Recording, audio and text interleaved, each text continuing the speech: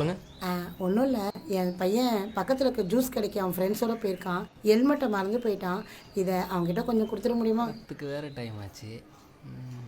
Juice கடை தானே, அவரே இந்த வாங்கி சொல்லுங்க. இல்லைப்பா, ஜூஸ் கடை பக்கத்தில் போலீஸ் நிற்கிறாங்களாம், அதான் அவன் பயப்படுறான். இது ஒரு உதவியாக நினச்சி கொஞ்சம் கொடுத்துருங்கப்பா. சரி, ஓகே, கொடுங்க. தம்பி, போலீஸ் இருக்காங்க, நீங்கள் ஹெல்மெட்டை போட்டே போங்க, உங்களையும் பிடிச்சிட்டு போகிறாங்க.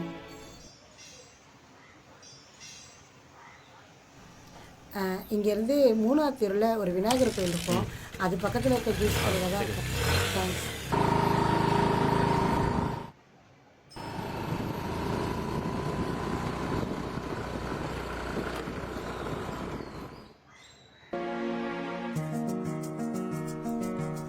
யாருமே இல்லை, இந்த ஏரியா தான் சொன்னாங்க.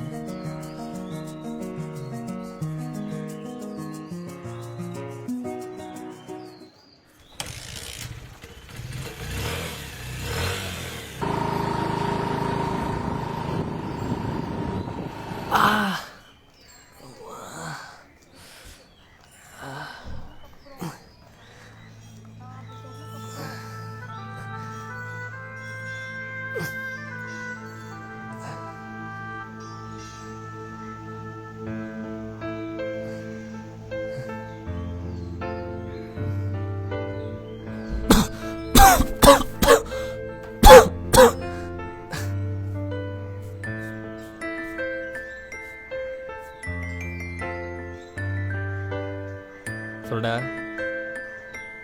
இல்லைடா, வர வழியில் கீழே விழுந்தேன். இல்லை, அடி எதுவும் படலை, ஹெல்மெட் இருந்துச்சு.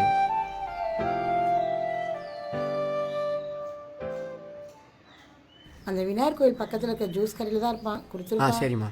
தம்பி, அங்கே போலீஸ் நிற்கிறாங்களே, ஹெல்மெட்டை போட்டு போப்பா.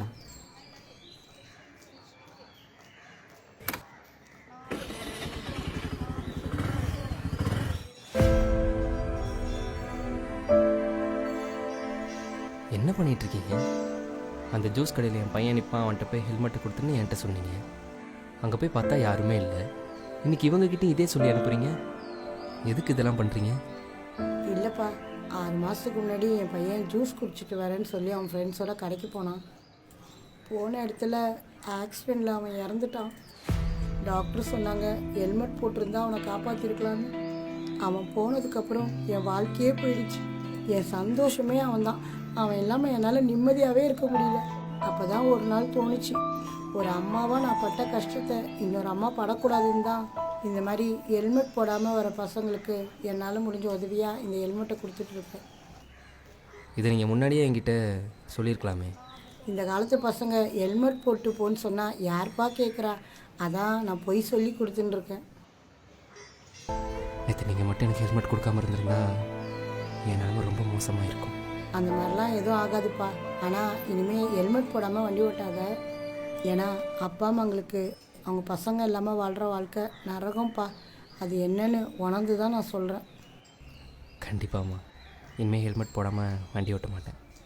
அதே மாதிரி ஸ்பீடாகவும் ஓட்டாத. ஸ்பீடாகவும் ஓட்ட மாட்டேன்.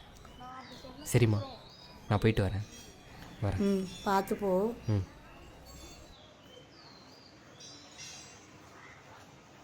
இந்த வீடியோ பார்த்துட்டு இருக்க நீங்களும் வண்டி ஓட்டும் போது ஹெல்மெட் போடுங்க. ஹெல்மெட் போடுறது மட்டும் முக்கியம் இல்லை, ஹெல்மெட்லேயும் பெல்ட் போடுங்க. அதேமாரி கார் ஓட்டும் போதும் சீட் பெல்ட் போட்டு ஓட்டுங்க. ஏன்னா உங்களுக்காக உங்கள் வீட்டில் உங்கள் அழகான ஃபேமிலி வெயிட் பண்ணிட்டு இருக்காங்கன்றதை மறந்துடாதீங்க.